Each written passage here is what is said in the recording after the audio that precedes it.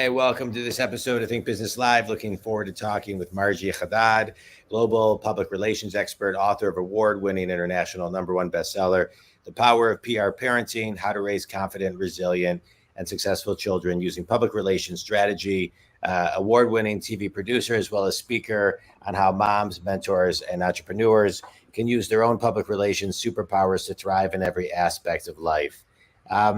Marjie, it's great to have you here today.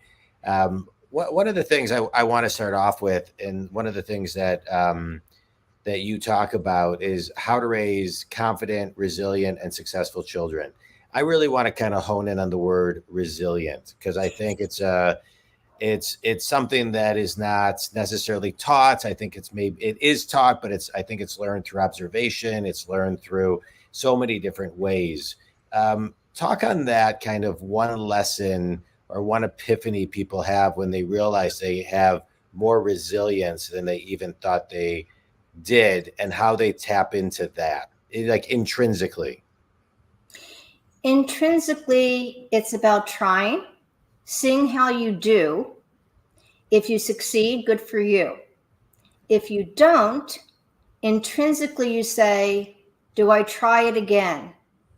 How do I try it again differently so that I might achieve success the next time, or maybe just a little bit more success than the previous effort? Yeah. That's the intrinsic. Now, the way we can help our colleagues, our children, our friends, is when we see them going through this process, to cheerlead them and to encourage them to try again, and not to dwell on the negative, but to talk about other ways to approach the same thing in order for them to have a greater degree of success. Yeah. And how do we do that so we sound like we're a friend and not a therapist? We listen. Okay. And we ask questions. Yeah.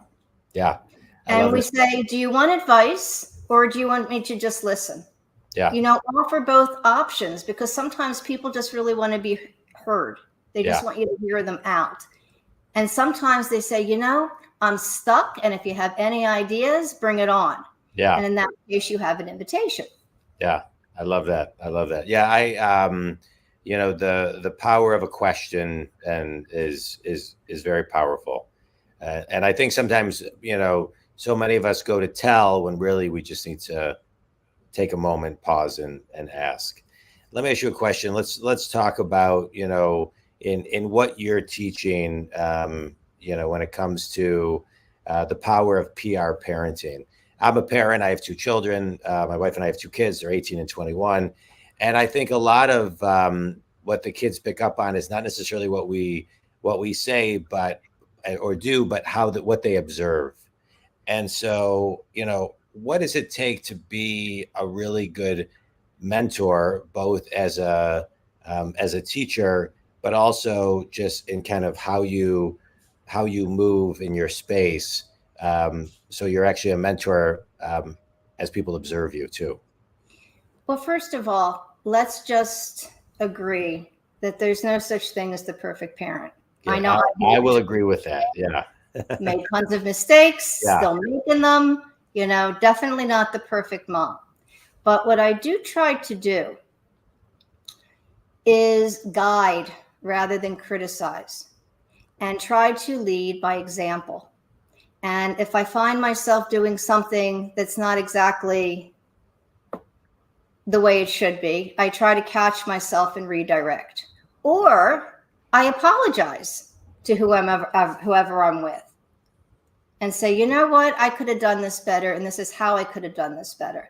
So there's all sorts of ways to slice that onion, Jonathan, but at the core of it, we want to guide rather than criticize. And we want to try to role model as best as we can, whether the circumstances are positive and we're celebrating, or the circumstances are negative and we're mourning something.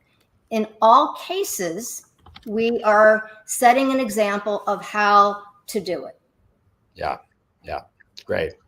It's good. And in picking a mentor outside of a parent, right? Because some of us, need those, have those, crave those as well. How does somebody pick the right mentor for them? I'm going to tell you about the mentor that I chose in the very beginning. A wonderful man named Bob, and he was the managing editor at a television station that I interned at as a teenager when I was in college. And I chose him because he was genuinely kind, and I saw that he wanted to help to build me up. Yeah. Rather than push me down and challenge me in a negative way. He wanted to show me the way so that I could do better. So in short, he brought the sunshine. So when you're choosing a mentor, it's somebody who brings the sunshine and who wants to see you succeed and to build you up. Yeah. And not through some sort of adverse, weird kind of ways. Just really straightforward. Here's an example how to do it. If you do it this way and it's not, it could be improved. They say, you know what, this is one way to do it. Let me show you another. And constantly giving positive reinforcement and encouragement to keep trying. It's great. I've had great mentors. I have great mentors, but I've also had great mentors that started as this and then ended up being not this. And I think, to your point, it's when the sunshine goes away and there's hints of not propping you up to give you the best path. Sometimes you can grow out of a mentor, is what I have found, right? Sometimes you just grow out of them and it's time to move on, and you get what you got from them. And then it's time to move on and find the next person who is on the path with you. And so I think that's a great description. Thanks for that. Absolutely. I had a mentor as a professional in the public relations business. His name was Charlie Levine, and he was absolutely fantastic in every single way, shape, and form. And then, unfortunately, he passed away. Now, Charlie and I would always connect when we were working together because we were in the same agency for years. And then even after we went in our different ways, we would always connect regularly just to check in. When he passed away, obviously I was so sad and devastated. And to this day, because he was such an influential mentor, I think, how would Charlie have handled that? Yeah. And I try to tap my inner Charlie. And he had some good ones, and they stay with me, and I execute them until today. Yeah, I had a business coach for a long, long time and mentor. His name was Jules Rappaport, and he also unfortunately passed away. But I often, when I'm in situations, I say to myself, what would Jules do? What would Jules say? How would Jules react? What would Jules guide me to do? But yeah, no, that absolutely. I love that. Let's do a little mini business course on your book. Okay. So you're the author of the award-winning international #1 bestseller, The Power of PR Parenting: How to Raise Confident, Resilient, and Successful Children Using Public Relations Strategies. And so let's kind of talk about 3 of those strategies in this mini business course. What is strategy number 1? Strategy number 1, we're going to revisit a theme we've already identified, which is guide rather than criticize. If you want to inspire your children or your colleagues or partners, anyone in your life, if you are working with them, especially in a business situation, and you're reviewing their copy, or in the case of public relations, you are media training or your presentation training, or in any kind of business, we're always writing some version of a document. We're always preparing for some sort of pitch, right? Whether it's a deck, investment, what have you. Whenever you make that first draft, there's no such thing as the perfect first draft. We all know it because everyone has to have their 2 cents. And guess what? That 2 cents from everybody looking at it from different angles makes that product that much better. So we guide rather than dwelling on the negative. We don't even talk about the negative. We say, okay, let's look at it this way. Let's approach it that way. How about this idea as another way to do it? Guide rather than criticize. Number 1. Good. Number 2, love it. Number 2, cheerlead. We hear a lot of the negative. That's just natural for what's going on in the world. You know, whether it's a negative body language, whether it's negative feedback. And after a while, we'll probably believe it if we hear enough of it. Yeah. Correct. So if we cheerlead, if we hear positive feedback enough, hopefully we'll believe that too. Good. I love it. I agree with that. Positive reinforcement. Number 3. Number 3, stand up for yourself, believe in yourself, and know that it is a marathon, not a sprint. Yeah. Generally speaking, anything worthwhile is going to take a little time to pull off. But when you do finally pull it off, it's an amen, hallelujah. And just have the resilience to go the distance. Yeah, it's great. Good. I love that. Let me ask you a question. So you've written this book and about parenting, but there's no class that you want to be a doctor, you go to med school. You want to be an attorney, you go to law school. You want to do X, you get a master's. I don't know many curriculums that are teaching people how to parent. Why is that, do you think? Actually, Jonathan, there are an awful lot of parenting experts out there and a lot of psychologists who comment on parenting. And I'm talking about in the like scholastic world, like in the academia. It's not really, it doesn't seem to be layered in at all. In the academia. Well, I would actually argue that there are psychologists who have written works that have been published, but I think I'm going to speak to your point right now. Listen, there's no instructions that come with the kids when they arrive. I wish they did. I wish they had a tag that says on this one, you wash it on cold. On that one, you wash it warm. That would be wonderful. Unfortunately, or maybe fortunately, that's not the case. And that's what makes parenting so exciting. Yeah. Because each kid has their own unique way of functioning, their own way of seeing things or reacting to things, their way of thinking, whether it's in the box or out of the box, coloring inside the lines, out of the lines. Listen, I have 3 children, boy, girl, 27, 24, and 19, and they're all distinctly different, and they're all distinctly the same all at the same time. Yeah. But what works with one doesn't necessarily work with the other.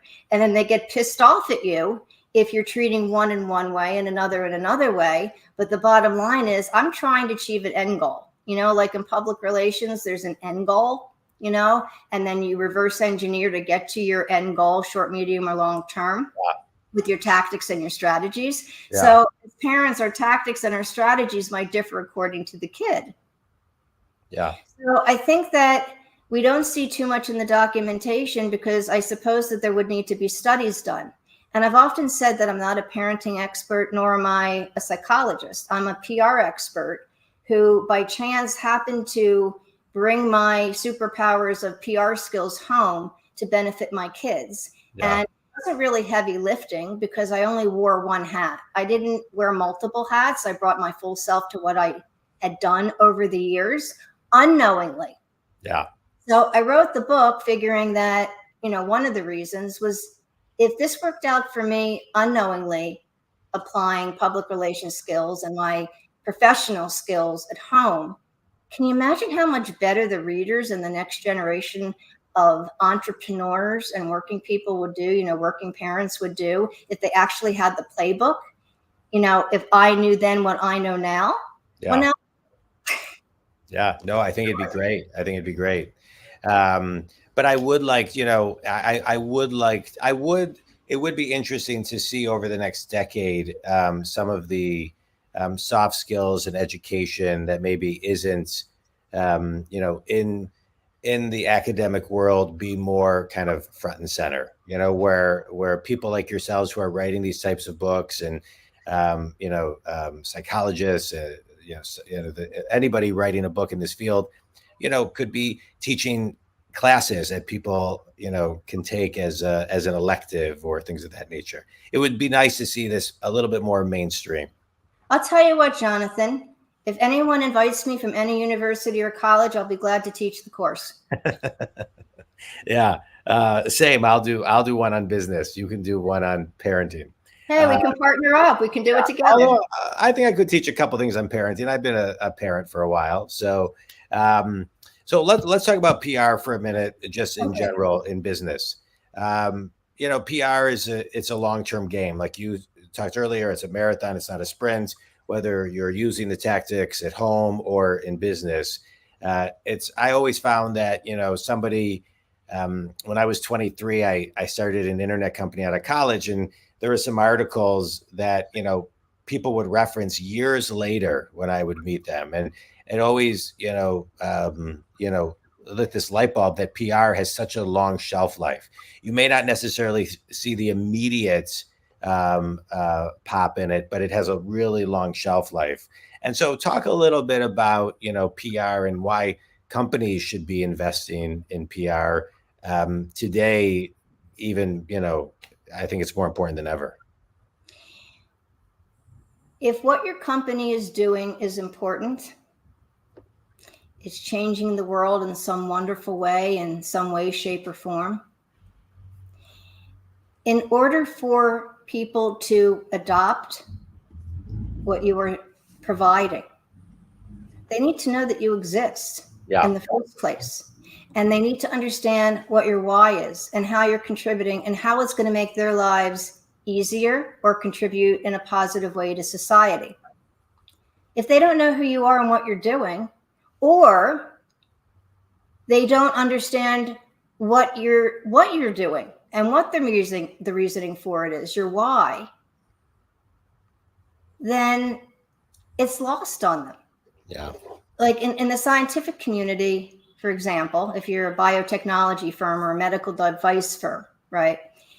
You have brilliant scientists, but if they speak in very high scientific language that they would use in a scientific journal, no one's going to get them, at least not the average person. Yeah.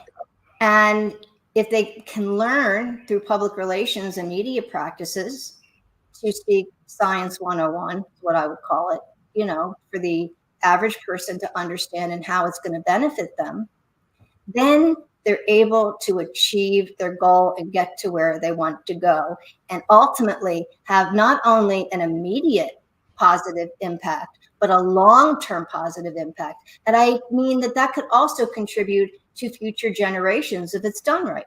Yeah. Let's talk about done right for a second, because you would know better than me, but I remember when I got into the business world when I was 23, there was this idea that PR was only for companies who were in crisis. I never really kind of bought into that. We were always doing PR from the beginning because we saw the urgency of it in a market that was changing so quickly. But I don't think today it's the same. I think the idea that you only do PR when you're in a crisis has evolved to PR is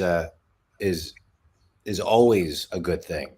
And so can you just talk about those two mindsets and from your perspective and how they've evolved? Absolutely. Well, as a general rule, I would say PR is for raising awareness, sharing your key messages with the appropriate audience in order to achieve whatever your short, medium, and long-term goals are.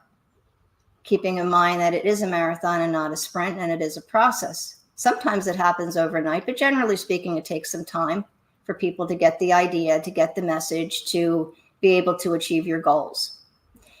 Crisis management, absolutely. It's one of the deliverables of a public relations firm, consultant, what have you, PR professional. Yeah. When something doesn't go quite right, what do? Or maybe you don't do anything. Maybe you just let it fly on by, and become yesterday's news. Yeah. Or sometimes you need to be proactive and get ahead of it. It all really depends. That's a case by case kind of thing. Yeah. There's all sorts of reasons for PR, the two that we just described, and all sorts of other things along the way. But a communications program is ultimately extremely important to any company that wants to have great success. Yeah, well said. Well said. Yeah, I agree. Communication, tight messaging, is so important, more today than ever before. Because oddly, people don't read as much; they skim. They don't watch the videos necessarily. They read the captions more, right? So we got to have different communication programs on all the social fronts and on everything we're doing. I find myself talking to clients about that all the time. All the time. What's the headline? Sometimes people are interested in the details, but more importantly, everyone wants to know what's the headline in 5 seconds or less. Yeah. And that hasn't changed. I double majored in journalism and economics, and I'm 52. So now, we're talking, 30 years ago. But that was the important piece of that, right? People, they would say, read a newspaper at that time for 8 minutes a day on average. They read the headline, the first paragraph, and the last paragraph. So yeah, that's key. Headlines are key. And headlines are something that's sometimes they're so simple, they're complicated. And why you need a professional to help you, say in one line a full message, which I know you do with your clients. Let's do a quick speed round. A book that's had the biggest impact on you. Trust Your Intuition. That was the book? Yes, by Robin Pollock. Oh, good. I'm going to check that out. Best piece of wisdom you've ever received. Don't sweat the small stuff. That's a good one. Finish this sentence. One thing everybody can do and every company can do to raise their awareness is? Appear on podcasts. It's a good one. I think that's a great one. And you've been a great guest. Marjie, tell everybody who your ideal clients are, where they can connect with you, where they can buy your book, et cetera, et cetera. Thank you. The book, The Power of PR Parenting, is available anywhere that books are sold, Amazon, Barnes & Noble, et cetera, et cetera, et cetera. It's available in all formats, including audiobook as of this past April. So we can either chit-chat together or we can read and chit-chat together because the book is written conversationally and it's a really quick read. And it's a lot of fun. And thank you very much for being readers. And in terms of my ideal client, I love to talk about this subject and I love to help as many people as possible. And in the first week of August, I'm going to be on a stage in Chicago. In November, I'll be in Paris. And I'm looking forward to speaking on as many stages and helping as many people as I possibly can to learn how to use your superpowers, your PR superpowers, your professional superpowers, to help you solve those daily challenges and problems, the expected, the unexpected, and some things that have been unsolvable until today. That's great. Well, I'm excited for you to talk on the stage in Paris and in Chicago and all the other stages that you talk on around the world. I appreciate you taking out all of your knowledge from a business perspective and repackaging it and putting it in your book, so people can apply it into their life. Think community. I always like to extract at least one thing from every talk. There were so many things that you shared, Marjie. I'm a business coach and I work with people who are successful and stuck, and I work with them to get them unstuck. And I love this podcast because I get to have guests like you who are in alignment with my mission to get people unstuck. Something I just want to extract is the importance of being the guide and asking questions, so people intrinsically can get to their own level of awareness in many, many ways. It's powerful, and your book has powerful tools in it to help so many people. So congratulations on all of its success and your success. Think community, if Marjie can help you, please reach out. Again, pr4.life is the website. You can get to everything. You can book her for a talking gig, guide the book, et cetera, et cetera. And you can reach me at johndwoskin.com if you want to talk about any coaching. Marjie, any last thoughts? Peace, love, and light, and eye on the donut. Thank you so much for having me. It was such fun. That was great. Thanks, Marjie.